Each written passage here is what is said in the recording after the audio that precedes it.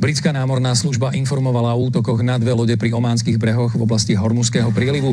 Jednu z nich zasiahla strela, ktorá poškodila strojovňu.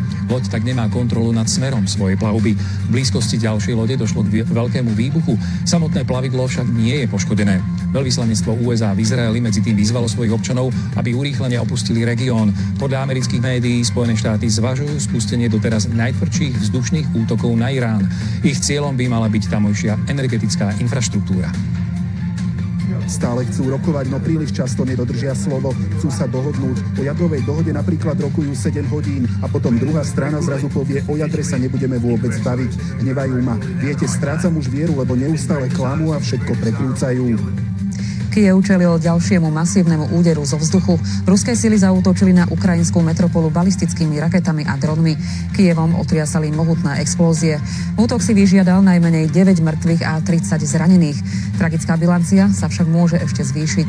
Podľa ukrajinského vedenia Rusko vyslalo na Kyjev 28 balistických rakiet.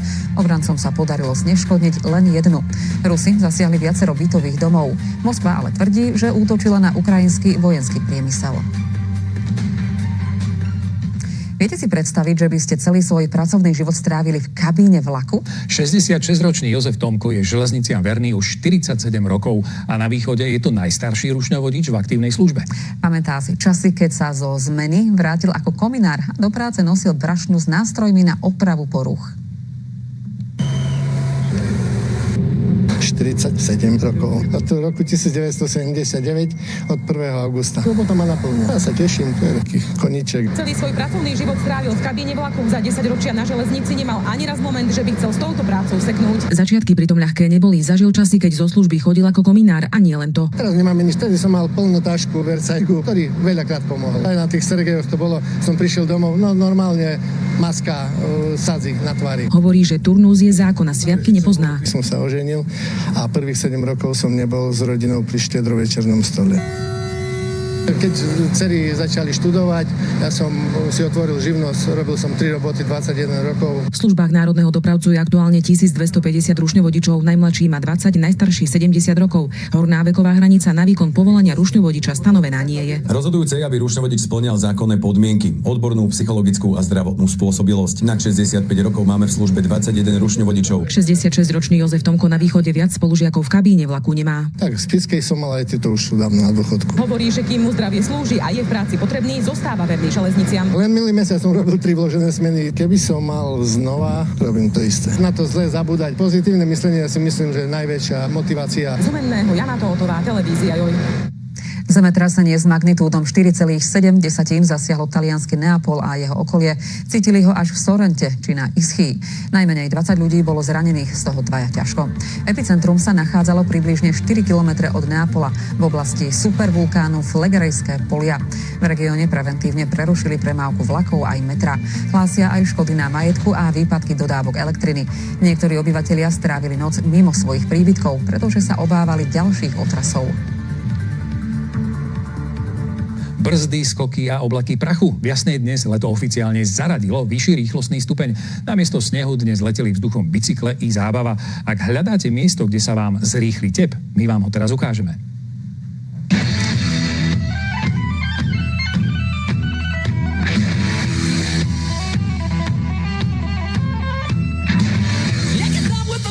Dlho sme bojovali mentálne s tým, že to tu nie je. Ale podarilo sa a odteraz každá zákruta, každý skok a každý dopad bude dôvodom, prečo sa do Jasnej bajkeri radi vrátia. Ja raz skáčem, trikujem a dá sa to tu viacej, si myslím. Na prvý pohľad to vyzerá veľmi jednoducho. Sadnúť si na bicykel a ísť. Ale keď stojíte na štarte a vidíte pred sebou prvý skok, tak veľmi rýchlo pochopíte, že odvaha je tu neskutočne dôležitá. V hlave všetko mať riadne zrovnané, že viem, čo robím a do čoho idem.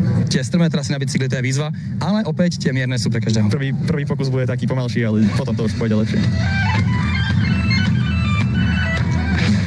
A A myslím si, že tá technika je vždycky všade dôležitá, ale aj tá odvaha a veľa vlastne lyžiarov robí motocross alebo jazdia na týchto horských bajkoch, takže myslím si, že to je dobrá súčasť prípravy. Inak na tomto traili bol ešte pred pár mesiacmi sneh. Vtedy svah patril lyžiarom, dnes ovládli lanovky a svahy bajkery so všetkým, čo k tomu patrí. No ako sa stalo, no spadol som. To patrí k tomu, kto nejazdí, nepadá. Niektorí si z dovolenky odnesú magnetky, títo bajkeri poriadnu dávku adrenalínu a podľa ich spokojných tvári, či už na štarte alebo v cieli, bolo jasné, že rozhodne neprišli naposledy. Je to dobrý pocit a ako ste povedali, dojde človek dole a dá si pivko a už je dobre. Z Jasnej, Maja Pavlíková, televízia Joj. Lukyči tisíce kilometrov od Slovenska na svoje korene nezabúdajú. Zhruba 300 krajanov, folkloristov sa stretlo na Medzinárodnom krajanskom festivale v Martine. Podujatie ponúklo príležitosť predstaviť tradície a zároveň posilniť väzby so Slovenskom.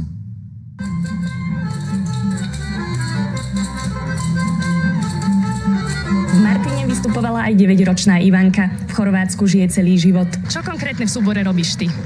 Ja konkrétne tancujem, niekedy hrám na husle a ešte aj spievam. S folklórnou skupinou prišli z najvýchodnejšieho mesta Chorvátska, Iloku. Aktívnych členov máme okolo 50 až 100. Je to nielen, že potrebné, ale nás to aj naplňa. Ako taký komunitný život je veľmi príjemný, pestrý, pomáhame si. Na pódiu sa vystriedalo zhruba 300 Slovákov žijúcich v zahraničí. Prišli z Chorvátska, zo Srbska, z Maďarska, z Česka a Veľkej Británie. Treba to ukázať, že naozaj tá slovenskosť nemá hraníc, nie je ohraničená len hranicami našej republiky, ale je prítomná v celom svete. Treba povedať aj to, že naozaj niektorí tí krajania si vážia viac svoj pôvod ako moji Slováci, ktorí žijú na Slovensku. Treba zdôrazniť, že práve toto stretávanie kultúrnych činovníkov a folkloristov má už viac než 160-ročnú tradíciu. História podobných stretnutí siaha do 19. storočia. Vtedy sa takto tancovalo a spievalo na martinských matičných slávnostiach, no podoba stretnutí sa postupne menila až na festival, aký Martin zažíva tento víkend. Hlavnou myšlienkou už druhého ročníku Medzinárodného krajanského festivalu je spojit Slovákov, žijúcich v zahraničí, teda našich krajanov s ich rodnou vlastou. Melania Ďuríková, Slovenská televízia. Podujatie, ktoré nemá na Slovensku obdobu. Spišská Nová Ves hostí jubilejný 10. ročník festivalu Živé sochy. Herci z viacerých krajín sa menia na nehybné postavy, ktoré ožívajú priamo v uliciach mesta.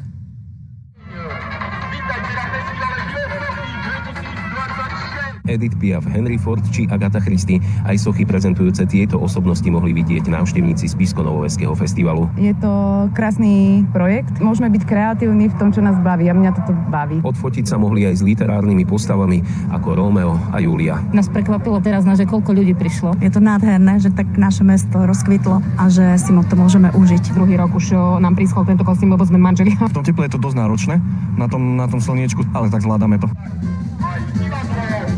Umelecká skupina živých sôch Big Names sa roky prezentovala v Singapure či v Hongkongu. Pred 10 ročím sa rozhodli, že to, čo prezentujú vo svete, prinesú aj domov. Chceli sme ukázať atmosféru metropol, ako je Barcelona, Londýn alebo Florencia, kde takáto atmosféra pouličných umelcov je bežná. Každý rok sa na živú sochu premení aj známa osobnosť. Tento raz sa na to podujal herec Maroš Kramár. Chlapci a devčatá chodia fakt po celom svete a som rád, že to priblížili aj túto našim divákom. Tohtoročnou novinkou je známa Banksyho socha muža s vlajkou. To je veľmi zaujímavá socha. Obdivujem, že v tej horčave tam stojí. Aké je to byť sochou sochy? Je to dosť veľký nezvyk, je to neobvyklé a som rád, že môžem niečo také skúsiť. On vytvoril reálnu sochu a my tu do Spišskej Novej Vsi sme priniesli živú sochu. Festival vyvrcholí v nedeľu. Na rad príde napríklad beh okolo živých sôch.